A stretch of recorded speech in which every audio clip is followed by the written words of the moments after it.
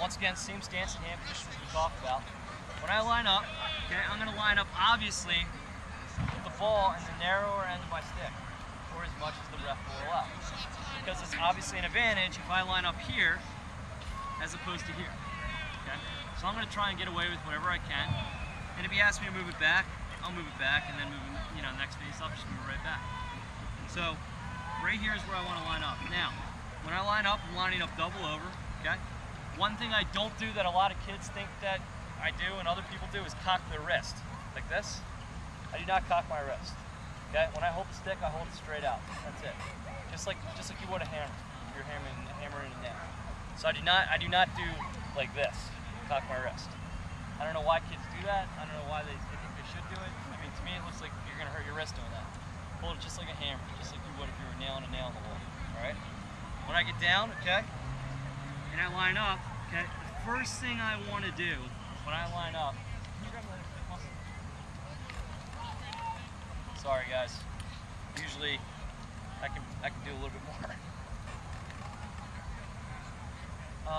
So if I'm going against Pat here, first thing I do when I line up and I'm clamping, my first thing I want to think about is driving my right hand into his stick head.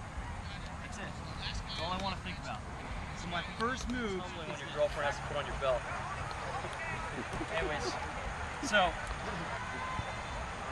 if he's grabbing the stick, my first move, and actually I do this with one hand, I teach it at camp that way, is a punch you.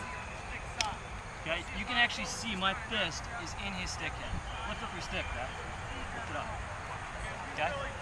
I've actually turned a basic clamp into almost a jam. I'm neutralizing his stick. He cannot move his stick head. Alright? So my first move off the clamp, and a pinch and pop and a plunge and everything else I do, is that punch into his stick head. And I'm literally pinning his stick head down. Now, the great thing about the double over grip is I can use my hand to maneuver and pin his stick down. There's nothing illegal about this. Why is there nothing illegal about this? There's nothing illegal about this because I still have the pull in my hand. I'm allowed to be on top of his stick as much as I want as long as that pull's in my hand. Now, if I were to go like this, you can't do that. You can't do this, grab, but as long as I have that fist closed and I punch, I can pin his stick down with my fist as hard as I want. Okay? So that first initial move, the most important thing to do is punch with your right hand. I'm going from here to here, okay? Now, my left hand obviously follows where it should, okay? But the most important hand, like I said, 90% of the punch is coming from your right, not your left, okay? Most people think it's important to really drive that left hand hard. The left hand doesn't do much. It's that right hand, that initial drive, okay, that separates his stick head from the ball. So the most important thing I can tell you guys to tell your kids, come away with today, is punch your right hand hard. I had it written on my glove in high school and college. Drive right hand hard, D-R-H-H, right on the top of my glove. Every time I got down there and I grabbed my stick, I read that and I knew, okay, if I'm not doing something right, that's probably what I'm not doing right, okay? The point is, hop real quick. When I step, guys, okay, it's a small step, okay? I'm not stepping over the head, I'm not stepping back. It's a small step from here to here, maybe 4 or 5 inches. The reason I'm doing that is a balance or a pivot foot, okay? There's 2 reasons why you teach the step, okay? All the coaches generally say the reason why you step is to prevent fast breaks, okay? That is true. I may be able to stop a fast break, but I mean, really, how many fast breaks do you stop against a good face-off guy if you step? Not really that many, okay? So the real reason you step as a pivot foot, as a balance foot, to draw the ball.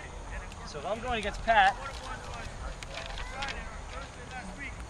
after I punch and I create that separation, okay, the reason I step here is I use this foot to push off this foot and draw the ball behind.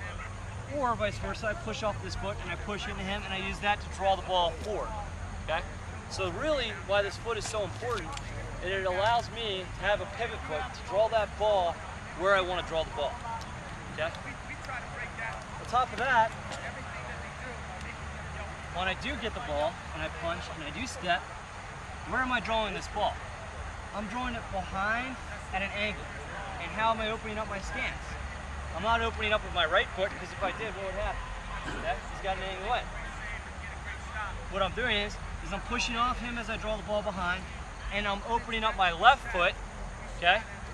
And what I'm doing is I'm taking this stick in my left hand and using that to scoop, ow, while I have my right hand up, okay?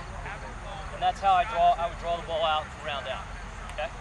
I see a lot of kids, and it's unbelievable. The difference between 2 or 3 face-offs a game is the difference between 20% sometimes, okay? And I see kids, they draw the ball out and they clamp and they go like this. It's a 50-50 ground ball, especially against an athletic guy. Even if I clamp and I draw the ball straight behind, okay? It gives him an opportunity to do it. I see kids that clamp and they draw the ball down the line. I mean, it's just no good. Ball placement is so important. And practicing that and putting it out there within a stick length. As I put the ball behind and I turn my foot, it's always going to be within a stick length of my position. Okay? And not only that, but another thing just to coach you guys on is when I go to scoop that ball up, 90% of the time when I put that ball out, I'm scooping it up one hand, almost 100% of the time. Because if I put that ball behind, right, and I take the time to go to 2 hands and scoop it up, okay, the time it takes for him to get on me is a lot less. You need to have that separation. You need to have your right hand up, scoop up with your left, and round out. It's so important. I scooped up almost 600 ground balls in college, which is the record. It's like 570 or something like that. And I would say 90% of the ground balls I scooped up were one-handed. Only 10% were two-handed. Now, I'm not telling you should tell your kids when there's a scrum going on or there's wing guys around that they should come through like this. No, of course not. But when you have that one-on-one situation, it's important to create separation with your right hand and use that left hand to scoop up and round out. Or if he's a left-handed kid, vice versa.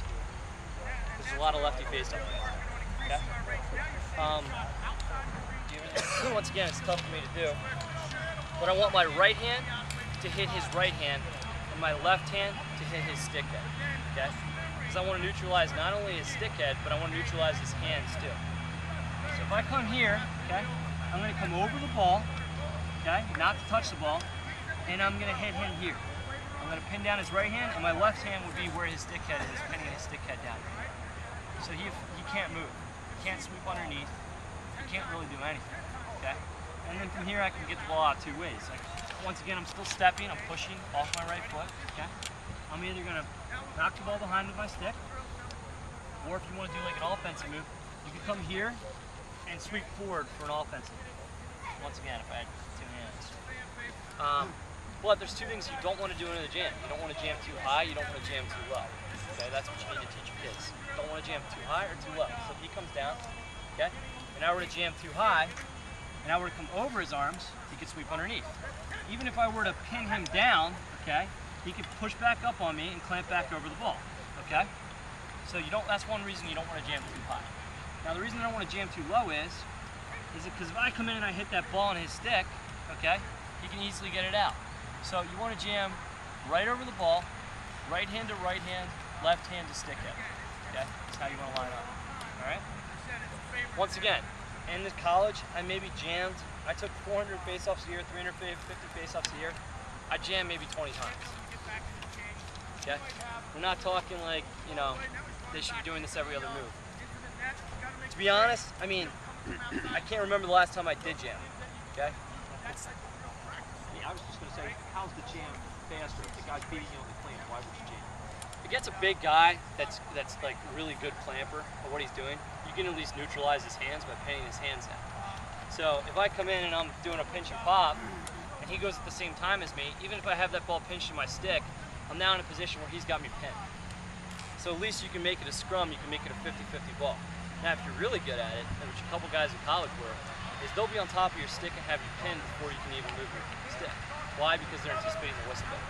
The same fundamentals on the stance, the same fundamentals in the hand position, the same fundamentals as far as punching my right hand. That's the most important thing. That's what we're going for. The only difference is as I punch, I'm lifting this back end of the stick all the way up. Keep going. Almost right there. Okay? And I'm creating a wedge around the ball, trying to pinch the ball in my stick. Okay? Go ahead, Mus. Take over. And I'll be honest, I don't do the motorcycle grip. I'm a reverse grip guy, and that's something we can debate all day or whatever, so bear with me. So as he comes down, all right, so as he comes down, right, and he punches his right hand. He punches his right hand. He's going to put pressure on his top right hand and lift up with his left hand. Okay? And he's going to step with his right foot. Now, why do I want to pinch the ball on my stick? One word, it starts with a C. Control. From here, okay, I can direct the ball wherever I want to direct it. Okay? I can even throw it to my wing guys coming downfield. Anybody watch the Philadelphia All-Star game, USA game? Like 2 years ago? No? Anyways, I told Max Siebold, I said, come in off the line and sprint right towards the cage. I pinched the ball and I hit him from the X on top of the restraining line, in the air, on the fly. That's the kind of thing you can do when you're able to pinch the ball on your stick like this. You're able to direct it to your wing guys. I mean, literally, if I had both arms, I could pinch the ball right here and I could throw it down to the goalie, accurately, within 4 or 5 yards of you. Okay? So it allows you to direct the ball where you want to direct it. The other thing is, if Devin comes over here, okay, and you see a lot of this, and I have the ball, okay, and he pins my stick down. So I'm going to pin my stick down.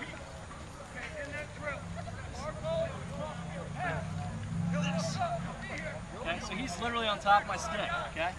If I pinch that ball on my stick, okay, I can now direct it and move it out, okay?